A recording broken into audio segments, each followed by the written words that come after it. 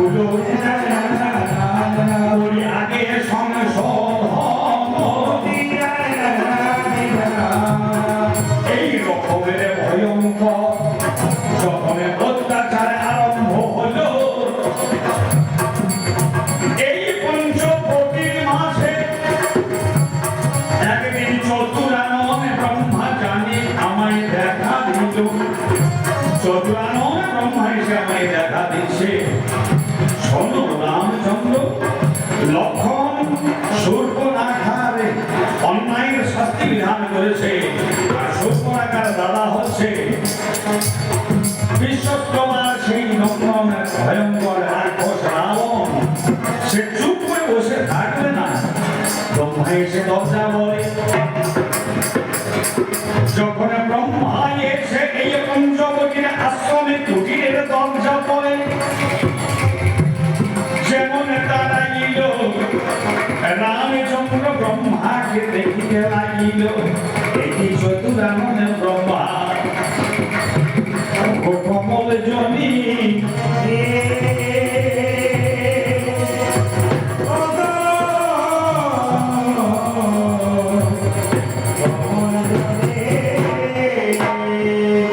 কি কারণে হেথাই গমনে করিলেন আপনি? ব্রহ্মা জানি রামচন্দ্রকে তখন হেসে হেসে কই, তোমার যেজন ঘরণী তিনি তো স্বয়ং আত্মা শক্তি স্বরূপিণী, তিনি অসীতার উপর হারিণী, আমার পরম ব্রহ্মময়। তিনি কখনো এই ব্রহ্মার কাছে ব্রহ্মানি, রুদ্রের কাছে রুদ্রানি, কখনো তুমি নারায়ণে তোমার কাছে নারায়ণী। এই মহাশক্তি হলো, এই শক্তিকে স্পর্শ করার ক্ষমতা রাবণের কোনদিন হবে না তো ভালো। তথাপি আমি তোমার কাছে কই, পরমে ব্রহ্মানি শক্তি স্বরূপিণী মহাশক্তিকে আমি আদরে করে ব্রহ্মলোকে লইয়ে যাই। রামে বলে এটাও কি সম্ভব? এটা গোপনের কথা। তবে রাবণে যাকে করিবে হরণ, ব্রহ্মা বলে সেটা হবে মায়া শক্তি, সেটা হবে ছায়া শক্তি। বিচারে করবে যত জ্ঞানীগণ। তাই ব্রহ্মা জানে ব্রহ্মানি শক্তি স্বরূপিণীকে, সেটা আদরে করিয়া লইয়ে গেল। আর রাবণ রাজা হেথাই এসে আমি জিজ্ঞাসা করিল, বলে এই সীতা হরণের আগে আরো সীতা হরণে হয়, সেটা সীতা নয়, ব্রহ্মানি শক্তি স্বরূপিণী সীতাকে ব্রহ্মা আদরে করে ব্রহ্মলোকে লইয়ে যায়। ওই দুর্মতি রাবণ, শোনে শোনে আমার কথা শোন। এই সময়ে এই সম্বোধনের সময়ে রামচন্দ্র যেন মর্যাদা পুরুষোত্তম ভাবে করে ধারণ। হে রাবণ, জানি তোমার পরাক্রম, তুমি সেই ছায়াকে করলে অপহরণ। একটু বিচার করো মনে, এ জায়গা তবে ভেবে নিলাম তুমি হচ্ছ মহাবিজ্ঞ মহাপণ্ডিত, এই নাম ভুবনে। ছায়া এবং আমি পাল্টা দিয়ে আসি, আমার যে ছায়া, এই ছায়া আর এই কায়া থেকে তো আলাদা করা যায় না। ছায়া আর কায়া এটা কিন্তু আলাদা হয় না। তথাপি সীতার ছায়া শক্তিটুকু ছিল রামচন্দ্রের কাছে পঞ্চবটি বলে। আর ছায়াটাকে মাটি ব্রহ্মলোকের মাঝখানে নিয়ে গিয়েছে না, জগতের সমস্ত জায়গাতেই পরম ব্রহ্ম বিরাজমান।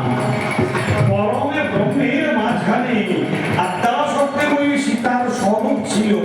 আর সীতার যে ছায়াটা, সেই ছায়াটাকে রাবণ রাজা অপহরণ করেছে। আজ আমি তোমার কাছে জানবো তুমি কোন বিদ্যায় হয়ে বলি।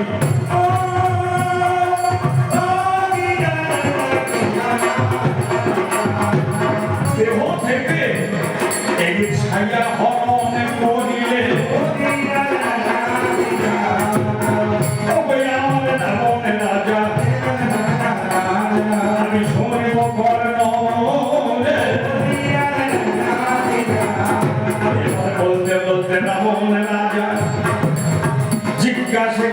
যাই সূর্য বংশের ছেলে তুমি রাম রসময় রামচন্দ্রের রামের নামের পরে কেন সূর্য নাহি হলো রাম এই নামের পরে চন্দ্র কেন এলো আমাকে জিজ্ঞাসা করেছে তুমি সূর্য বংশের ছেলে তার নাম সূর্য হওয়া উচিত ছিল কিন্তু রামের নামের পরে কেন চন্দ্র এলো কেন চন্দ্র বংশ লেখা হলো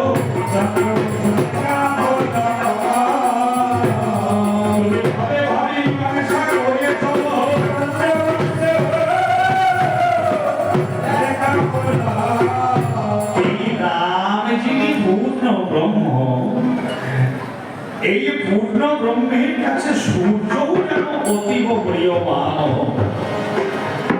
যিনি আকাশের মাঝখানে উদিত প্রভাকর যিনি দিবাকর যিনি ভাস্কর যিনি মার্তণ্ড যিনি অর্ক সেই বংশের বংশ পরম্পরায় রামচন্দ্র এসেছেন তাই সূর্য তিনিও যেন চরমতম আনন্দিত হয়েছেন আমার বংশ পরম্পরায় ভগবান রামের জন্ম হয়েছে রামের আবির্ভাব হয়েছে কিন্তু মর্যাদা পুরুষোত্তম রাম তিনি মনে মনে ভাবছেন সূর্য তোমার বংশের মাঝে আমি এসেছি কিন্তু আমি চাই সমগ্র জগৎবাসীর মাঝখানে আমার মাঝখানে যে সম্পর্ক স্থাপন করেছে অর্থাৎ সীতা দেবী তিনি কিন্তু চন্দ্র বংশ বা চন্দ্র কুলোদ্ভব এই বংশের মাঝখানে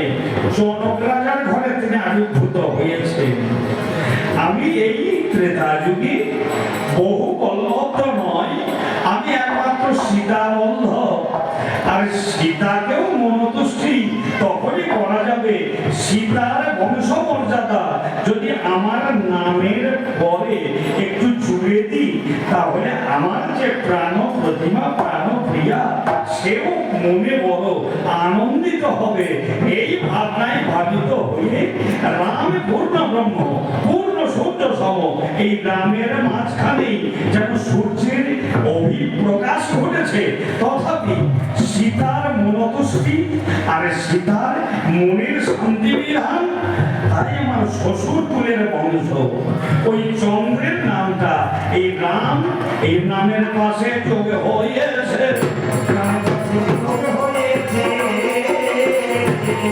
আমি দিলাম প্রমাণ কোথায় কোথায়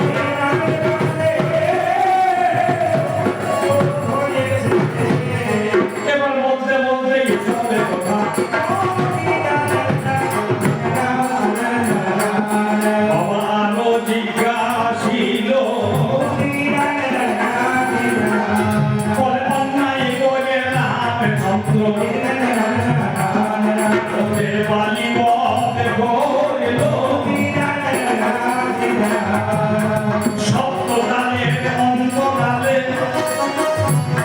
সপ্তকালে বৃক্ষের অন্তরালে বালি সুগ্রীব দুটি ভাই তারা যুদ্ধ করে চলে জানি অবলীলায় সময়ে রাম এই প্রদণ্ডধারী সপ্তকালে বিদ্ধ করল রাম ধনুর্ধারী এই জায়গাতে রাবণ রাজা জিজ্ঞাসা করে গেল বলে সপ্তকালকে কেন তোমার বিদ্ধ করা হলো কেন নাই করে খালি বধ হয় ওই আমার রামচন্দ্র বলে জানো নাই শোনো শোনো রাবণ রাজা আমি তোমার কাছে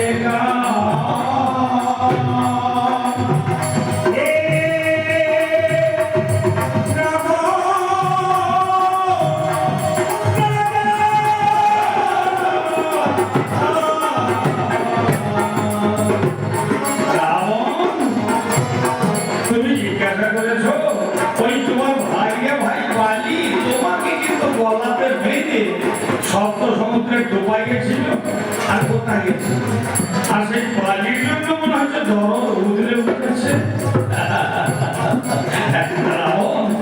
যেটা জিজ্ঞাসা করছো সেটা আমি তোমাকে অবশ্যই একটা একটা করে মীমাংসা করি। শোনো শোনো যুবরাজ,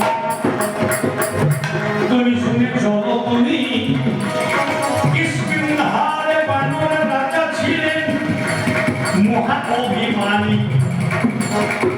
বালি রাজা মহা অভিমানী, গুরু বৈষ্ণবের সদাই অবজ্ঞাতে করে। বালির গুরুদেব ছিল মতঙ্গ মুনি। জানো না তুমি ভেবে মানো অন্তরে এই মতঙ্গ মুনির আশ্রমেতে একদিন নিজের অর্ধাঙ্গিনী তারা দেবীকে সাথে লইয়ে বালি মহারাজা উপস্থিত হয়েছিল। আমি তোমারে যাই বইয়ে মতঙ্গ মুনি তখন জানি ধ্যানে কর্মে মত ছিল।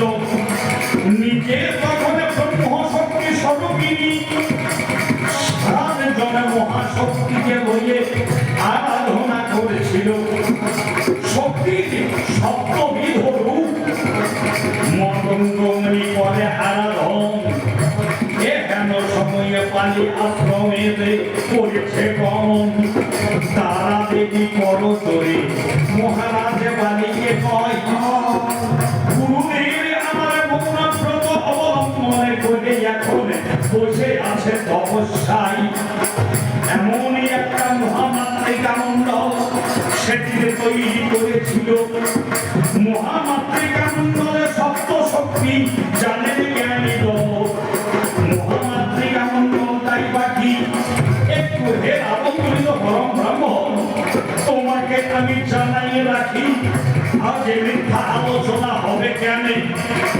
অবর্গ ও সর্বর্ণের ও, এই অবর্গ হতে ব্যঞ্জন বর্ণের ক, অ, ক, চ, ট, ত, প, অন্তর্য স।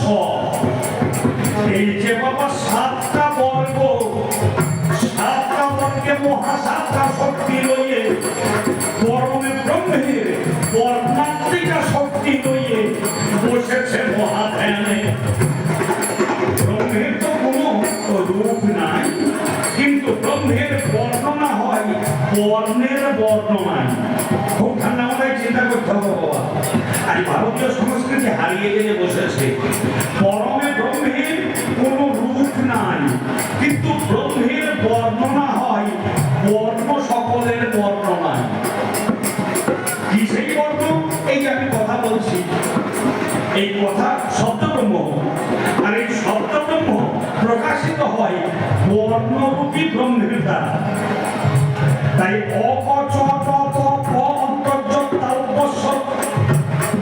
এই সপ্তবর্ণের সমদ্ভিহারে মতঙ্গ মুনি বসিয়াছেন আসনে করে। অঙ্গ করন্যাস আদি করে মহামাত্রিকা মণ্ডলকে যেমন সুস্থ করতে যায়। আমি কিষ্কিন্ধারে নরপতি, কিষ্কিন্ধারে বানর নৃপতি। এই বালি মহারাজা বাবা যখনই পৌঁছায় নিজে অহংকারে মতবদ্ধ হয়ে কেমন কর্ম করল, যেমনই বা সামনে গিয়ে হাত পা নাড়া দিয়ে বর্ণগুলো উল্টো পাল্টা তখনই বুঝে দিল। ঘুরে বলে এসেছি, এ তো জানে না সামনে বর্ণ মহামাত্রিকা মণ্ডল তৈরি করে তিনি ধ্যান করছেন। আরে বালি মহারাজা এসে আপাতত অনেক শিষ্য, আজ দেখো অনেক শিষ্য দেখবেন গুরুর কাছে এসে একেবারে নতজানু হয়ে প্রণাম করতে যায়। গুরুদেব যখন ধ্যানাসনে বসে থাকেন, খুব লক্ষণীয় বিষয়, গুরুদেব যখন ধ্যান করছেন তখন আমি গুরুকে প্রণাম করব কি করে? পাশে চুপচাপ দাঁড়িয়ে থাকা উচিত। কেননা গুরুদেব ধ্যানাসনে, তার সামনে মহাশূন্য জায়গায় তিনি যেন তার পরম ইষ্টদেবকে দণ্ডায়মান রেখেছেন। যদি গুরুদেবের সামনে গিয়ে সেই শিষ্য গুরুদেবকে চরণেও প্রণাম করে, তাহলে গুরুদেবের সাধনা তো দেখা করতে পারে। এটা শিষ্যের অনুভূতির দরকার, কিন্তু সেটা না করে মতগর্বে গর্বিত হয় আমি রাজা, আমি প্রণাম করবো, তাতে ক্ষতি কি হয়েছে? গুরুর কাছে শিষ্য যাবে ভিখারির সম, অনুগত সেবক সম। গুরুর মনতুষ্টি কারণে আমি অনুগত সেবকের নেই যাব। গুরুদেব যখন ধ্যানাসনে বসে আছেন, শুধু তাই নয়, গুরুদেবের অঙ্গ থেকে যেন বিচ্ছুরিত হয়েছে জ্যোতি ব্রহ্ম। এটা দর্শন করেও বালি মহারাজা অহংকারে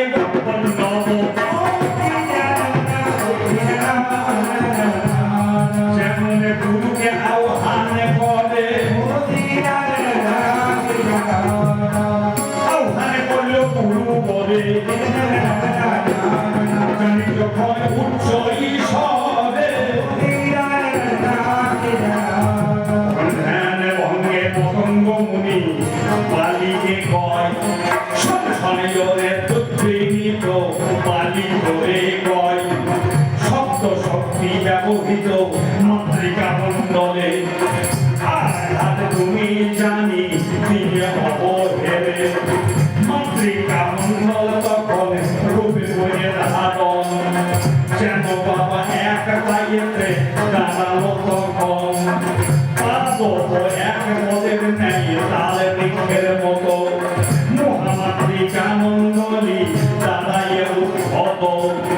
এই উদ্ভব অহংকারী বালিকে অভিশাপ দেয়, তোর কারণে আমাদের যেন দোষা হয়ে যায়।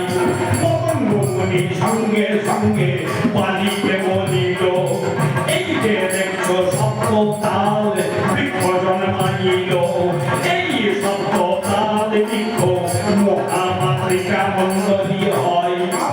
এদের কারণে তোমার মৃত্যু হবে সুনিশ্চয়, এদের অন্তরাল থেকে তোমার মরণ হবে। সঙ্গে সঙ্গে তাল বৃক্ষ করে বলিতেছে তবে যদিও মোরাও মুক্তি পাবো বিচার করা চাই। পরমে ব্রহ্ম রামের সময় এসে যদি মুক্তি দেয়, কোনদিন সবে কাঠের কারণে নিত্য নিরঞ্জন যদি আমাদের অঙ্গেতে করেন তাহার স্পর্শন, পরমে ব্রহ্মের স্পর্শ কারণে মুক্তি পাওয়া যাবে। ও গো আমার রাবণ রাজা বললাম আমি ভেবে। একদিকে মহামাতৃকা মণ্ডলের অভিশাপ, একদিকে মতঙ্গ মুনির অভিশাপের কারণে, যে কারণে আমি যে ভক্ত বাঞ্ছা পূর্ণকারী। বালির প্রচন্ড অহংকার ছিল, বালির পাপের ঘোড়া পরিপূর্ণ হয়েছিল। সেই পাপের ঘোড়া পরিপূর্ণ হওয়ার কারণে একদিকে সুগ্রীবের পত্নী রূপাকে সে করেছে অপহরণ, সুগ্রীবকে করেছে রাজ্য থেকে বিতাড়ন, অপরদিকে মহাশক্তিগুলিকে যেন একটু একটু করে নিজের ক্ষমতার কারণে লঙ্ঘনে করেছে, অপব্যবহার করেছে। সেই কারণে আজ ওই সপ্ততালের বৃক্ষের অন্তরালে দাঁড়িয়ে সপ্ততালকেও মুক্তি দেওয়া হলো, আবার বালি তাহারও জানিয়ে মুক্তি হলো। প্রেমানন্দে হরি হরি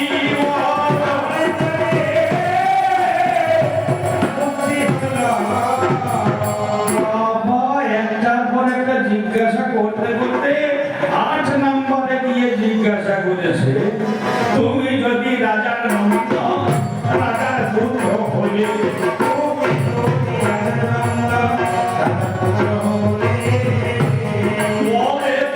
যদি রাজার নন্দ রাজার পুত্র হলে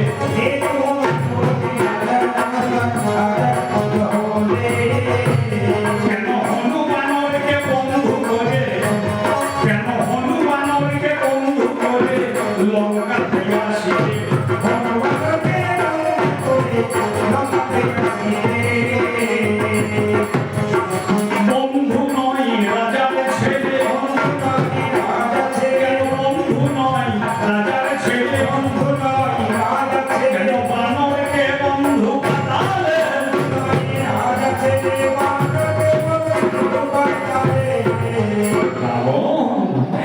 জায়গাতেও আমি সেই ভক্তবাঞ্ছা কল্পতরু। তুমি যখন জিজ্ঞাসা করেছো আমাকে তো উত্তর দিতেই হবে।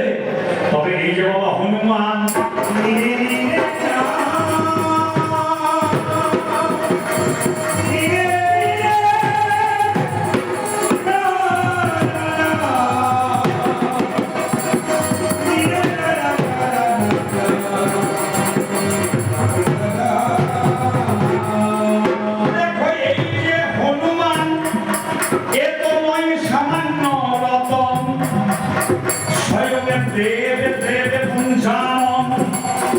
এই হনুমানের মাঝেই রয় ও আমার রাবণের রাজা দশানন, আমি তোমার তাই বই স্বয়ং দেবাদিদেব পঞ্চাননে যে একদিন ভেবে নিল মনে আমি সত্য সত্যই যাব ওই সুন্দর ভুবনে। তবে কেমন কেনই আমি যাব? অনেক অনেক রকমের মত বা বিধান আছে, তার মধ্যে একটা বিধান একদিন হর পার্বতী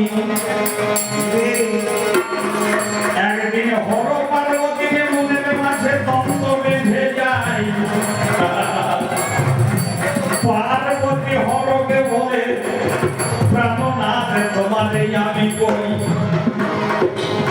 যখন আমি সতী ছিলাম আমার মর্যাদা রক্ষা করিবারে বীরভদ্রকে তৈরি করতে দক্ষ যুক্ত দিয়ে পণ্ড করে তোমার উপকার কি আমি হই বিস্মরণ।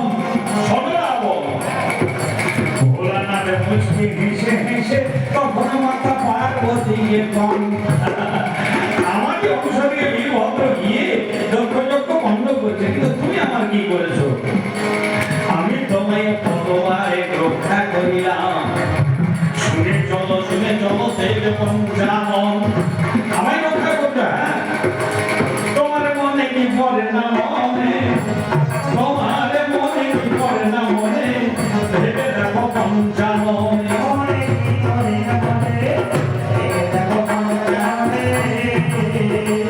সেই সমুদ্র মন্থনে রক্ষা করি, এই সমুদ্র মন্থনে রক্ষা করি,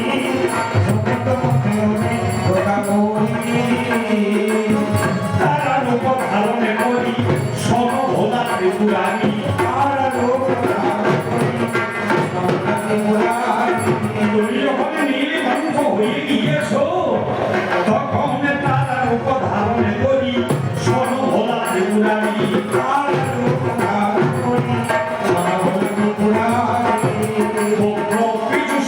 তোমার মুখে দিলাম, তোমার মুখে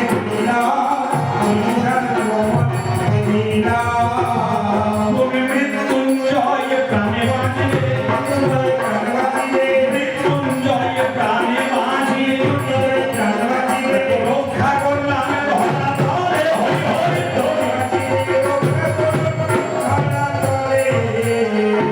ভারতের জন্য কোথায় বেঁধে গেল এহেন সময়ে হয় বলিতে লাগিল সদবাবতী। ওই বীরভদ্রটা আমার রূপ যেটা, আমার রুদ্র অংশের কবি যেটা তোমাকে করেছিল সম্মান প্রদান, সেই বীরভদ্র থেকে রুদ্র অবতারে আমি হব হনুমান। আমি ব্রহ্মচারী হয়ে যাব ধরা মনে, তোমার কোনো সাহায্য নেব না। দেখো পার্বতী তুমি বিচারে করে, পার্বতী আমি মুচকি মুচকি হেসে পাই, আমি তোমার শক্তি তোমার নাচ সঙ্গে থাকলে তোমার কোনো কর্ম করার ক্ষমতা নাই। মাতা আর পিতা মানে শিব আর দুর্গা মাসের বন্ধ হয়েছে, মূল তত্ত্ব কোথায়? হনুমানকে সঙ্গে নেওয়ার আগ্রহে। এত সময়ে জানি মাতা পার্বতী বলিল আমি তোমায় কি ছেড়ে থাকতে পারি? শোনো ভোলানাথ আমার কথাগুলো। এই বলিয়া মাতা পার্বতী তাহার কোটি দেশে যায়, কোটি মানে কোমর, এই কোমরের পিছনে গিয়ে যেমন তাকে বাবা জড়িয়ে ধরিয়ে দেয়, জড়িয়ে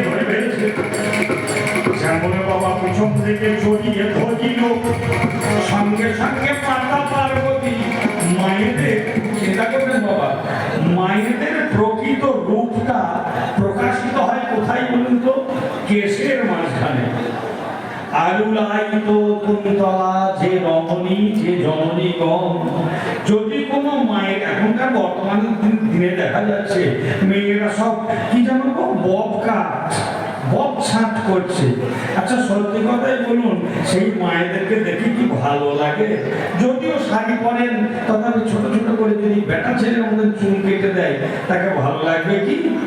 মায়েদের সৌন্দর্য প্রকাশিত হয় এই মস্ত মাথার মাঝখানে চুলে।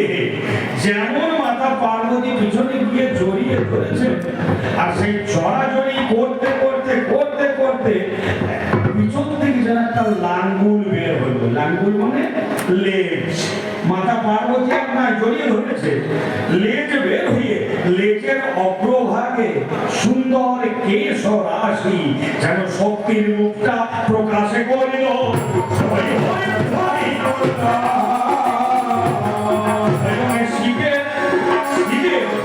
শক্তি রূপে আমার পার্বতী দেবী লেজটা হলো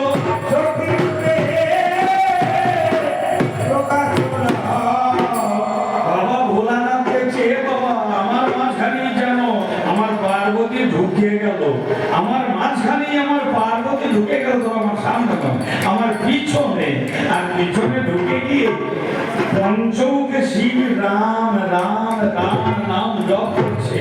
আর এ তখন নতুন একটা রূপ হয়েছে। এই রূপটা কি না, বীরভদ্রের দ্বিতীয় রূপ এই হনুমান।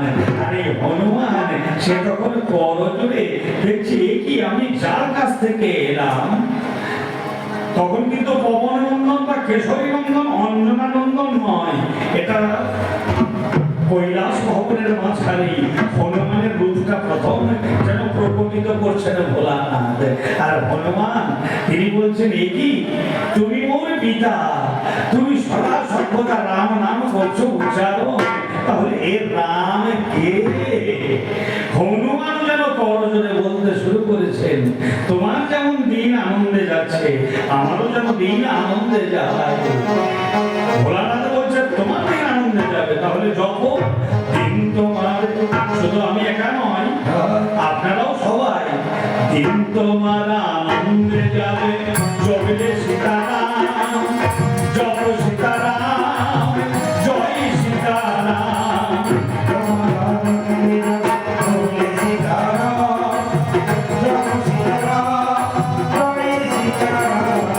দিন তোমার আনন্দে যাবে, জপলে সীতারাম, জয় সীতারাম, জপ সীতারাম।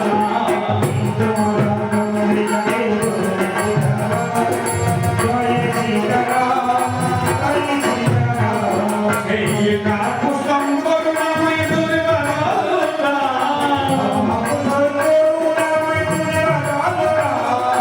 নামের গুণে শিরা ভাসে আমার দয়াল রাম। জয় জয় রাম, হরি হরি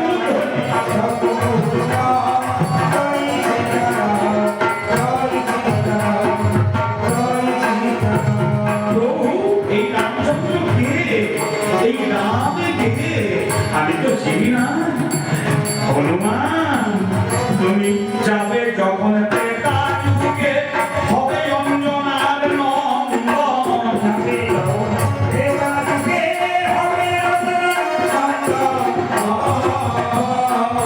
তুমি অবশ্যই লাভ করিবে, অবশ্যই লাভ করিবে সেই রাম রাজিবে লোচন।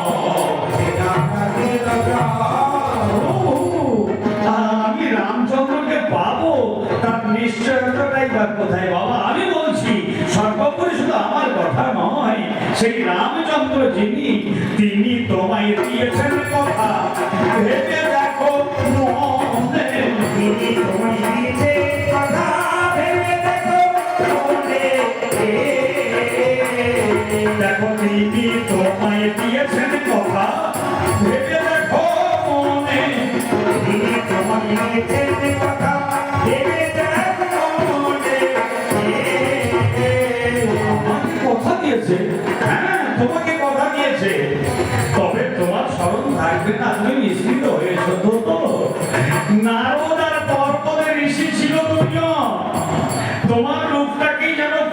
তারা ধারণ সেই অম্বরীশ রাজারে ঘরে, অম্বরীশ রাজারে ঘরে তার কন্যার কারণে, অম্বরীশ রাজার ঘরে। হ্যাঁ হনুমান, শোনো শোনো কথাটা শোনো। ব্যাপারটা ঘটেছিল কি জানো? রামচন্দ্র যিনি স্বয়ং পূর্ণ ব্রহ্ম, তিনি কথা দিয়েছিলেন, তিনি যে ভক্তাদিত্য নারদ ঋষি আর পর্বত ঋষি দুইজনেই মহা তপস্বী। নারদ হচ্ছে দেব ঋষি, পর্বত একজন দেব ঋষি সম। তার এই নারদ অম্বরীশ একজন মহারাজা, তার রাজসভায় একদিনে গেল। রাজসভায় গিয়ে মায়ার কেমন বিধান সেটা স্বয়ং ভগবান নারদকে দেখাতে চাইল।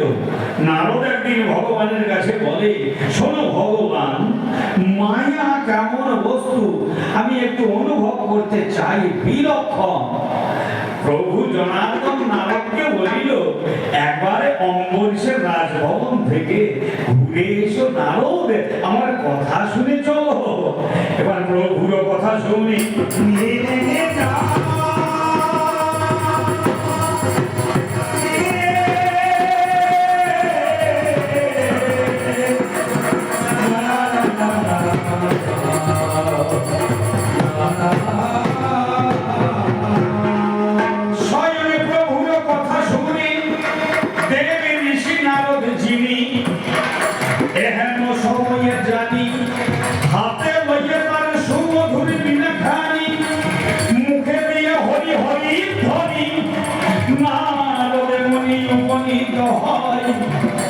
অম্বরীশ রাজার রাজসভায় নারদে যেমন বিনা বাদনে বদ্ধ হয়। অম্বরীশের কন্যা, বিভিন্ন জায়গায় বিভিন্ন নাম আছে, স্বয়ং সিদ্ধা, কোথাও শ্রীমতী। এই শ্রীমতী নামে কন্যা যিনি নারদের বিনা বাদনে শ্রবণ করেছেন তিনি। পিতৃদেবের কাছে কন্যা গিয়ে কয়, এই ঋষি বরের নিকটে আমি সঙ্গীত শিখতে চাই। রাজা অম্বরীশ করজোড়ে নারদকে বলিল, শোনো শোনো নারদ মুনি, একটু মন দিয়ে শুনে চলো। যদি তোমার সময় থাকে আমার এই কন্যা রত্নটিকে তুমি সঙ্গীত বিদ্যা করবে দান। নারদ জানি এই রকমেরই অবস্থায় ছিল, বাবা মায়ার খেলা শুরু হলো। নারদ জানে মায়াতে ভুলে যান, মায়ারই তো এমন খেলা যে মায়াকে নিয়ন্ত্রণ করে ভগবান আমার নন্দলালা। মায়ার মায়াকে পারে বুঝিতে নারদ বাবা সঙ্গীত শিক্ষা দেয়। অম্বরীশের রাজ ভবনে, অম্বরীশের রাজ কন্যা রূপে গুণে যেজনে ধন্যা, মায়ার ফাঁদে নারদ কইয়ে গেল। অম্বরীশকে মনে প্রাণে জানি বড়ই ভালোবেসেছিল। নারদ একদিন চলে গেছে, ঋষি পর্বতকে কয়, অম্বরীশের রাজ কন্যা যেজন অতি সুন্দরী হয়। পর্বত একদিন জানি অম্বরীশের ঘরে গেল, শ্রীমতীকে দর্শনে করে তারে আনন্দ বেড়ে গেল। এদিকে কালের গতি প্রবাহিত হয়। একদিনে ওই শ্রীমতীর জন্য স্বয়ংবর সভা হয়ে যায়। স্বয়ংবর সভায় যত রাজার নন্দনে গণে আসিল, আর এই নারদার পর্বত কারাল যাবে মনে ভেবে নিল। কিন্তু এরা দুজন বড় ভালোবাসে, শ্রীমতীও যেন এদেরকে ভালোবাসে। এরা ভেবে নিয়েছে মনে, দুইজনই চলে গিয়েছে গোবিন্দের শরণে। ভগবানের নিকটে এসে নারদ দাঁড়িয়ে কয়, বলে বলো তো ভগবান, আমি একটু প্রার্থনা করে যাই। তুমি তো ভগবান যা গল্প করো, তুমি নাকি বলো আমি শ্রেষ্ঠ ভক্ত, আমার মনের বাসনা মিটাবে। ভগবান বলছে, কি বাসনা? প্রভু, পর্বত আমি শ্রীমতীকে বড় ভালোবাসে, তবে শ্রীমতী আমাদেরকে বড় বড় ভালোবাসার মর্যাদা দান করে। কিন্তু আমার একটা প্রার্থনা আছে, পর্বত আগামীকাল হবে স্বয়ংবর সভা, যত রাজার নন্দন আসবে সেই রাজার নন্দনের মাঝে কিন্তু শ্রীমতী আমাকেই বরণ করবে, নতুবা হয়তো পর্বতকে ভালোবাসে, পর্বতকে বরণ করতে পারে। তা পর্বতের মুখটা তুমি যেন ভালুকের মতন করে দিও ঠাকুর। ভগবান বলে তাই হবে। চলে গেল, কিছুক্ষণ পর পর্বত চলে এসেছে। পর্বত এসে ওই একই কথা, ঠাকুর এরা ভগবানের কাছে শ্রীপাদ পদ্ম প্রার্থনা করে না, প্রেম ভক্তি প্রার্থনা করছে না, মহানে ঋষি হইও মাননীয় ভক্তমণ্ডলী। তাহলে আমরা মানুষ, আমরা ভগবানের কাছে পুত্রং দেহি ধনং দেহি এসব চাইবো না তো কি? মায়ায় কবলিত হয়ে গিয়ে পর্বত গিয়ে ভগবানের কাছে প্রার্থনা করছে, ঠাকুর আগামীকাল যখন স্বয়ংবর সভা হবে, নারদে যখন যাবে, নারদের মুখটাকে তুমি যেন হনুমানের মতন করে দিও বা বানরের মতন করে দিও। ভগবান বলছে তথাস্তু, তাই হবে। স্বয়ংবর সভা আরম্ভ হয়েছে। এরা তো নিজের মুখ নিজে দেখতে পাচ্ছে না। পর্বত হয়েছে ভালুকের মতন মুখ, আর নারদের হয়েছে বানরের মতন মুখ। আর যত রাজার নন্দন তারা সবাই এদেরকে দুজনকে দেখে হাসাহাসি করছে। এরা ভাবছে হাসছে কেন? নারদ ভাবছে এই ভালুক মুখটাকে দেখে সবাই হাসছে, আর পর্বত ভাবছে এই বানর মুখটাকে দেখে বোধ হয় সবাই হাসাহাসি করছে। এদিকে শ্রীমতী সে মনে মনে ভাবছে, হে গোবিন্দ আমি তোমার গলায় বরমালা দিতাম, কেননা তুমি হচ্ছ জগন্নাথ, তুমি হচ্ছ জগতের পতি। এমন সময়ে স্বয়ং গোবিন্দ মাঝখানে আবির্ভূত হয়েছেন, শ্রীমতী গলায় বরমালা দিয়েছেন, আর পরমে গোবিন্দ শ্রীমতীকে লইয়ে তিনি বৈকুণ্ঠ নগরে প্রবেশ করেছেন।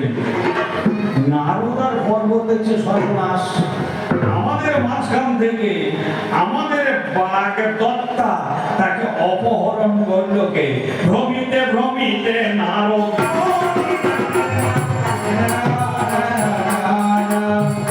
ঋষি দুই জনে তারা জানি পৌঁছে গেল ওই বৈকুণ্ঠ ভবনে। বৈকুণ্ঠ ভবনে গিয়ে তারা দেখিবারে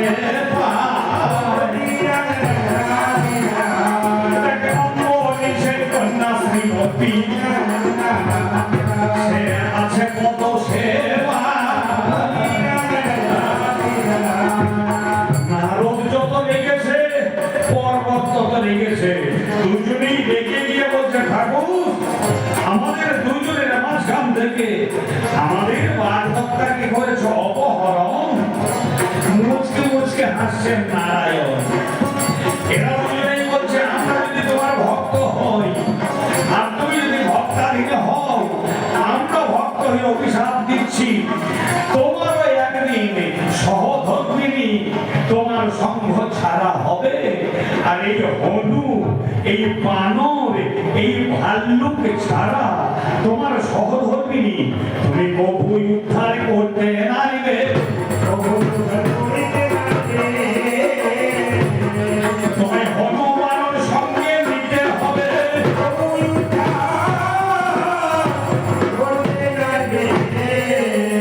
ভক্তই আমার মাতা পিতা, ভক্তই আমাদের গুরু,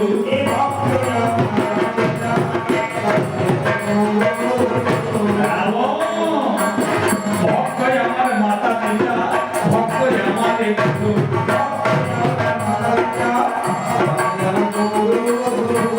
যত ভক্ত জনে নামে লিখেছে বাঞ্ছা কল্প